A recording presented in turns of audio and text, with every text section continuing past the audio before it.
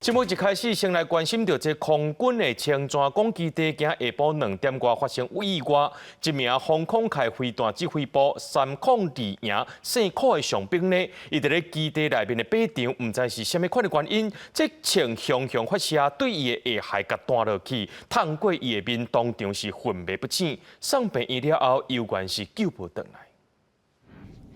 台中青泉港基地传出意外，彩北下晡有一个士兵伫设备训练的过程中着枪，经过送病院抢救嘛是过往。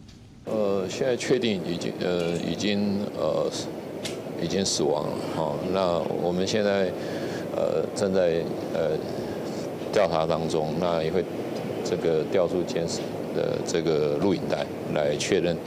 一下他这个肇事的原因，这样。 国防部长顾立雄正是这个姓柯的上兵，所属的单位是空军防空舰飞弹指挥部302营。彩北下晡2点外，迄当阵正在做步枪实弹射击的过程，但是唔知影什么原因，枪击激发，造成伊下颌着枪，枪支对伊的面痛过。第一时间红送去东综合病院来抢救，但是到院已经无喘气、无心跳，伤势过重过往啊。除了做紧急的伤损的抢救以外，那么空军也在第一时间通知了我们 官兵的眷属，并且指派高阶的干部到现场去协助处理整体的这个事件。我想发生这样子的一个人命伤损的事件，对于我们所有国军官兵来说都是非常心痛的一件事情。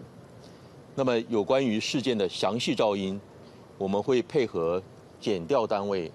检警的 调查去做深入的厘清。空军司令部强调讲，代志发生了后，已经随联络家属，嘛随派高阶干部来处理，嘛会成立专案小组配合检调单位来调查厘清原因。目前会全力帮助家属来处理后事。